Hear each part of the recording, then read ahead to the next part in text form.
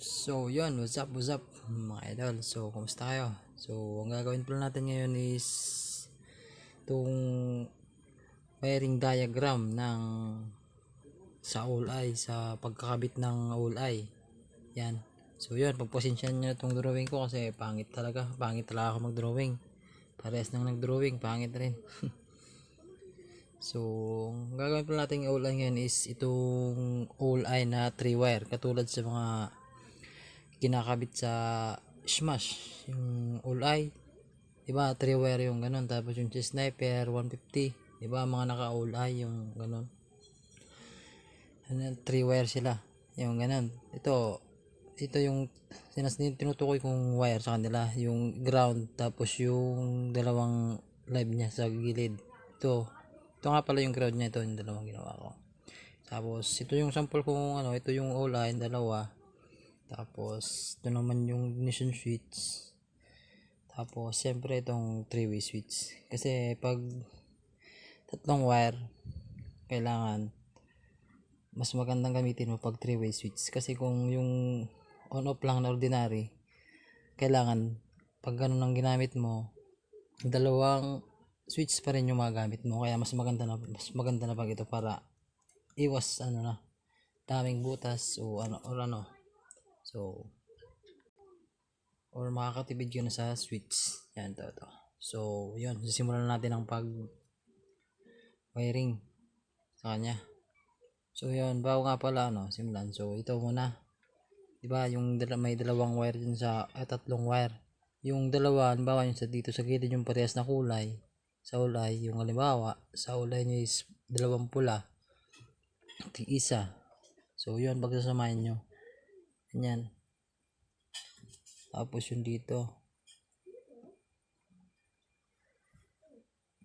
Yan. Tapos yung isa naman, parehas black. Halimbawa, ganyan.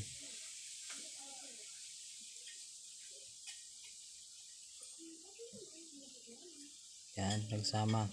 Tapos yung ground, pagsamayan nyo na rin. Bawa ganyan. Sa ground.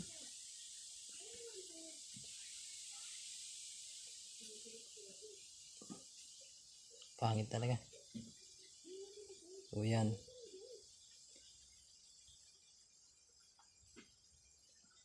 So yung ground nga pala is kahit body ground nyo na lang to, pwede naman or kung ayaw nyo ng body ground,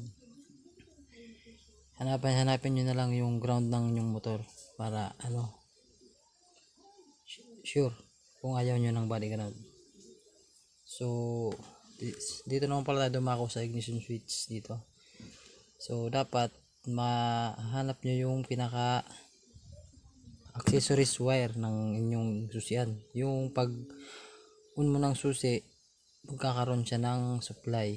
Hindi yung kahit naka-off yung susi at mo pag on off laging may ilaw. So yun, kailangan nyo dito ng test light. Dapat yung pag on lang ng susi, pag ikot, pag on saka lang sa ilaw, yun doon kayo kukuha ng wire. Lalagyan nyo ng wire. Tapos halimbawa ganito, kukuha yung accessories wire, punta dito, yan, papalikuid natin, yan, ito na, yan, tapos puntahin natin dito, ilalagay nyo siya dun sa gitna nung 3-way switch, di ba? Yung sa pag na pindot siya nakagitna, yun ang off, yan, dyan siya naka off, kaya nagyan ko siya ng off. Yung dalawang gilid to on, saka on dun sa kabila, on din. So yan, dun siya itatap sa gitna. Tapos next step natin, yung pinagsama nating wire, ito, halimbawa ito yung red, dito natin siya papupuntahin dito sa isang switch dito, yan, dito sa isang switch sa kabila, yung red, halimbawa yung red ito. Tapos naman yung isang pinagsama natin, bawa itong black naman ulit, black, di tayo kukuha sa malayo para di kayo malito. Dito, papagabangin ulit natin dito. Yan, dyan, papunta dyan. Dito naman sa kabila natin itatap. So, yan. So, yan. Ganun lang kadali. So, ito talaga ito. Babadi ko na dyan na lang. Yung dalawang pinagsamang ganun ng ulay. Sa body ground yun na lang ilagay. O, kung ayaw nyo talaga, dito nyo ilagay sa pinaka ground wire ng motor. So, di natin kailangan maglagay ng fuse kasi dumaan naman tayo sa ignition switch. Kasi pag dumaan na sa ignition switch, dumaan na rin yun sa fuse, kaya safe pa rin yung ganun. So, yun lang.